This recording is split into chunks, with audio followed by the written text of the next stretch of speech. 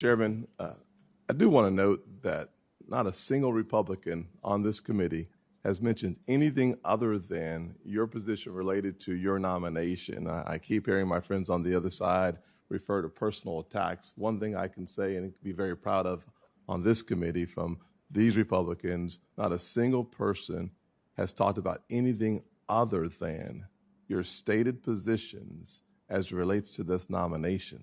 So any suggestions otherwise is simply hogwash. I want to be fair, and I will be fair. I won't be hyperbolic, but I will be frank and honest. I cannot think of a nominee more poorly suited to be the comptroller of the currency based solely on your public positions, statements, and the weight of your writings than you are. Let me just quote you versus anybody else.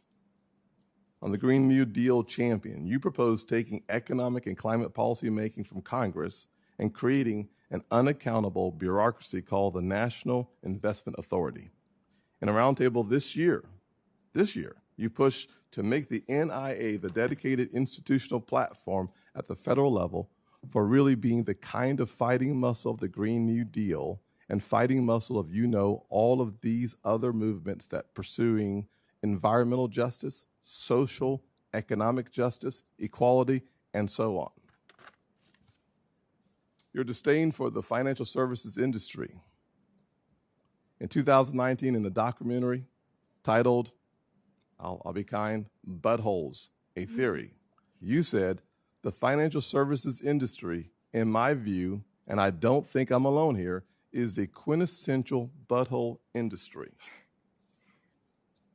Killing American Energy and Jane Family Institute seminar in March of this year, you proposed bankrupting the coal and oil and gas industries, saying we want them to go bankrupt if we want to tackle the climate change. That's really hard to misunderstand. On nationalizing banking, last year, i.e. 2020, not 10 years ago, not 20 years ago, just last year. Paper you titled, The People's Ledger, How to Democratize Money and Finance the Economy. You proposed reforms to, and I quote, effectively end banking as we know it by nationalizing, the quote you had was effectively ending banking as we know it. How? By nationalizing retail banking. As it relates to the end of private banking, your words, no one else's. This year, not 5 years ago, not 10 years ago, not 20 years ago, this year, you said you proposed to imagine what it would be like if instead of just a public option for deposit banking,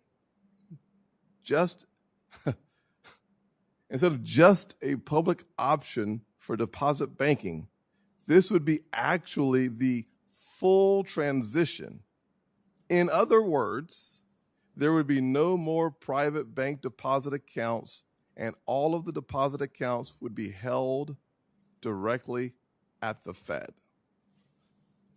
I want to say that one more time because this is what really, among all the other comments, it's quite disturbing. This is not a position that you took years ago. This is something that you spoke to this year. And I quote, imagine what it would be like if, instead of just a public option for deposit banking, this would be actually the full transition. In other words, there would be no more private bank deposit accounts, and all of the deposit accounts will be held directly at the Fed. I don't have any questions for you because there's nothing you can say today to undo what you've said for years, including this year. Thank you, Mr. Chairman. Thanks, Senator Scott. Senator Warner of Virginia is recognized from his office.